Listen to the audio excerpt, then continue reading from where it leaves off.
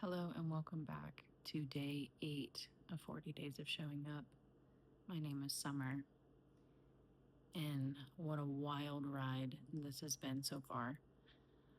I wanted to catch you up on some exciting things. If you've been tuning in, you know that I sing, and you also know that I joined a choir. I'd been a part of choirs before, but this one felt different. I got the opportunity to do like an open sing, is what they call it, and it's when you come in and the director is there, and we had a potluck, and we got to sing together, and she got to kind of showcase like some of the songs that was on her heart to share with all of us that we could participate in. And at the time, they were around the Minneapolis ICE brutalities. And so we were singing a lot of civil rights songs.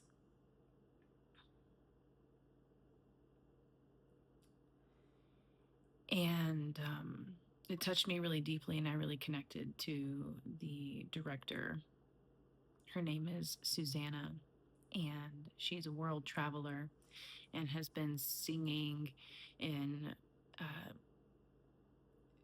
coalitions and choirs that are non-denominational, but like a village harmony kind of vibe. And since she was a little kid, and doing it professionally since she was a young woman. And so it's been about 20 or 25 years. So she's not much older than me, and she is living her gift and her truth. And it's so inspiring and so refreshing to be around people like that. I really identify a lot with her and resonate a lot with her because of her like silliness and goofiness and authenticity. And I consider myself a very authentic person, and I think that's why, I have people that resonate with me. I think like attracts like, and I just felt like it was such a gift because at the time, doing this open sing, I was feeling really lonely. And right around that time that I decided that I wanted to see about joining another choir, because I live in a community in an area in the United States in Appalachia where that's really prevalent, and there's a lot of opportunity for that, but the quality and the resonance is really important, that you find your people. And I had never even heard of this choir, at least not consciously. I didn't have any recollection of any memory of, because I'm in the community, right? And so you would think I would hear about something like this. And of course, it just flew over my head, probably because I wasn't ready at the time. But last night was our first session of the whole season, of the whole spring season. And she has been traveling all over the world, singing songs and learning about these cultures and having relationships with these people. And so it's a different thing than like, some kind of cultural appropriation where you learn something from a culture and then you're just like trying to bring it back to your choir. And it's just not like that. Like she's deeply embedded in a part of these cultures and these communities that she has been building relationships with for more than half of her life. And so, when she talks about these stories, for example, we learn two different parts of different songs from different languages in different cultures. And the last song section that we learned, it was about it was from the island of Corsica, and she was able to give us this rich backstory of how these songs became lost and almost like went extinct because of the island being so treacherous and not easy for it's not an easy inhabitable place because the mountain ranges are so steep and unforgiving and like windy, um and it's gone through so many different rulings being conquered. And the most famous, I think, person to come from the island was Napoleon, as we know. And but around So you have to think about it like this. Like I can really resonate with it because I live in Appalachia, right? And if you don't know Appalachia, there's these hollers is what they call them, because the mountains, they create this landscape and these grooves. And so you usually back in the day, you would stay in your holler and have your own community in your holler because it was nestled, right? And then you would go over to the next holler and that's a different community. And so the way that, Appalachian music, the fiddle and the banjo, those are like classic instruments, right? And so the way that this person in this community would play the fiddle or the banjo would be different than this person in this style in this village or this community. And so she was, giving us this backstory. And so whenever different world events would take place, like World War II, for example, it really wiped out a lot of the male population because they all went to be a part of that monstrosity. And so a lot of the different parts, because when you're a singing community, there's different parts. There's the basses, there's the altos, sopranos, and all of that. And so a lot of that was, they had to basically, there was this resurgence. And this one man whose name I cannot recall because it's in a different language that I'm not familiar with, he like made a point to go around the island of Corsica and find these lost songs of what people could remember.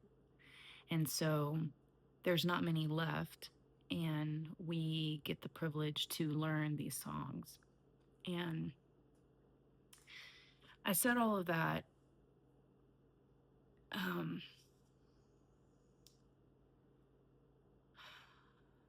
because it really touched me that, this person, Susanna, could be, she's living her truth and has been doing that since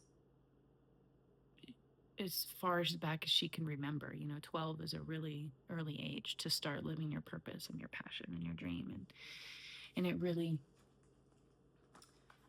reminded me of my own desires and passions. And I really resonated with this idea of being a world traveler and being someone who I haven't yet fully formed like what it is my gift is, but it feels like the words that come to mind is like a rememberer, like someone that carries lineage but is also a forerunner and kind of helps orient us back into the present to keep us on our track of where we're going based off of where we've been. And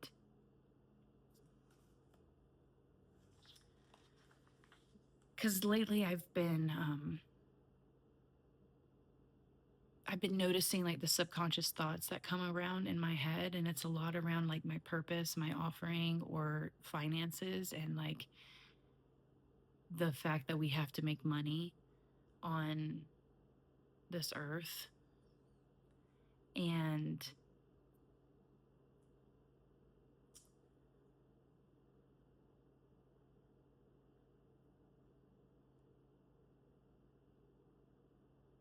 so I experienced this openness, right? And this aliveness coming in contact with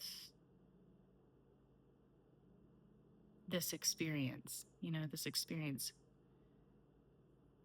gave me this sense of like humanness that I feel like I have lost in certain ways because of how intricately woven our lives are to tech, for example, and like AI.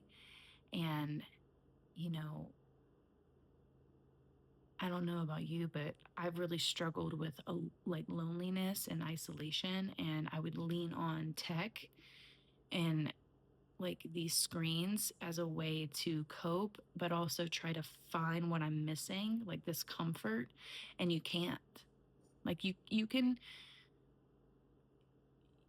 you can to a certain extent, but it's very different than like the authenticity and the aliveness that being a human being is without this. And so again, I felt all of this opening, right? And then it triggered this like I'm looking at my journal because I want to read it to you. It triggered this like train of thought that was kind of like anger and rage and also sadness and confusion and hope and again like aliveness. And so I just want to share this with you. I haven't read it back. It was kind of like a stream of consciousness. And so I'm going to try to read it like it is and kind of like poetry. And yeah, okay.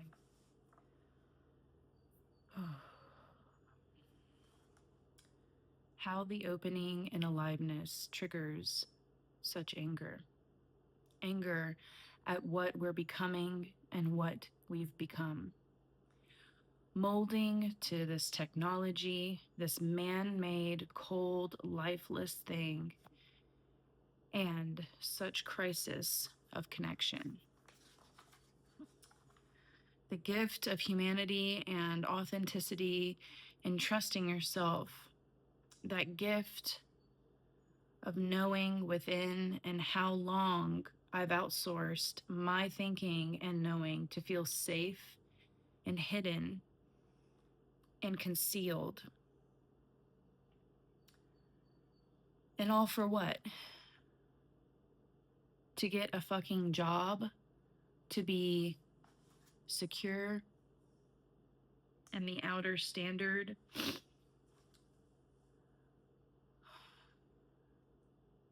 What gets me alive and in my body in a society and world that is dying only to be reborn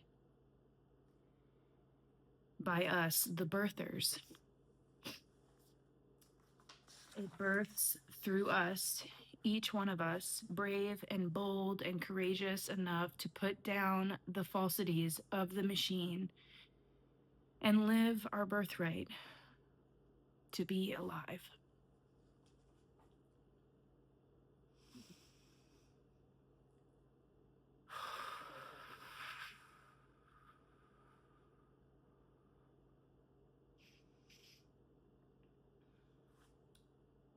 I was told, I heard recently from someone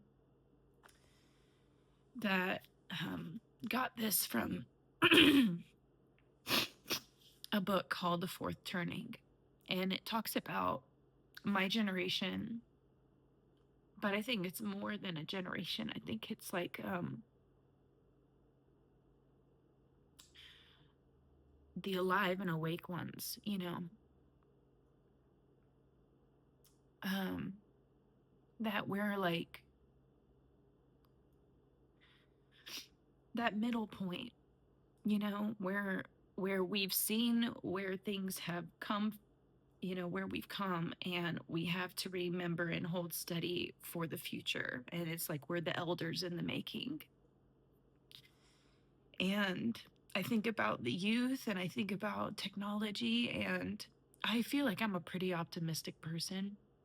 And I really hold strong to like this faith in humanity and something beyond myself that is co-creating and weaving a better earth. I really believe and experience and live that truth.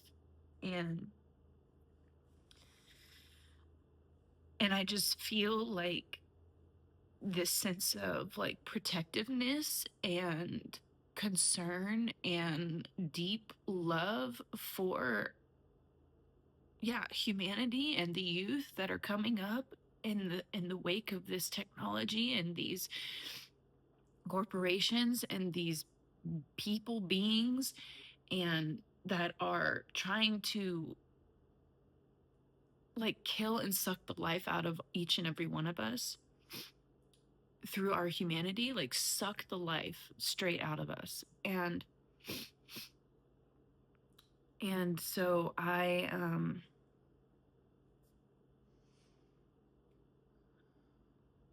don't know, I just want to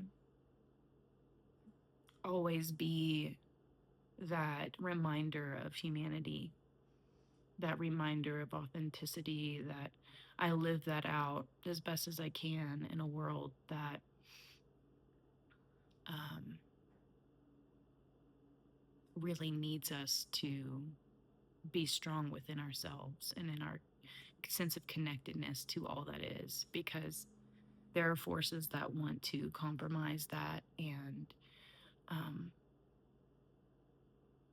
get you to think that you have no right or um, to be here, to be who you are, or to share your gift with the world. And I think that it ties back beautifully to the original reason why I started this, even if it was subconscious. It's just like, no, we have a right to be here. We have a right to experiment. We have a right to be the change that we want to see and be imperfect and be human and be authentic along the way.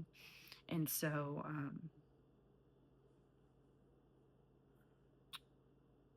yeah, I just wanted to remind us all of that as I was reminded.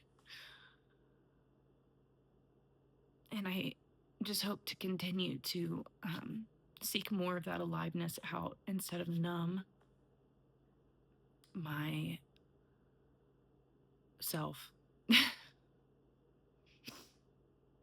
Because it can be really confusing to know, like, well, what to do now. Like, coming in contact and being reminded of such aliveness, being reminded so much of, like, who I really am. And then what do I do from here to give an offering that can sustain my life? And that is creating such deep meaning and service for others. Because it's something that I have struggled with. Like, this sense of not just abundance, but like money. I've just struggled with the idea and the concept, and I look forward to healing whatever that is inside of my own psyche that has whatever hang up that I have. Not trying to fix or solve anything like it's a problem, but maybe it's just that I haven't yet fully matured in that, and I'm continuing in my experience in this lifetime to gather more things and learn and grow and evolve to be able to share and be of even more service. And so until then, I'm just going to keep showing up as best I can. And so thank you for being with me in this, and I hope that you are doing the best that you can to love yourself throughout this journey of existence. And I will see you in my next video.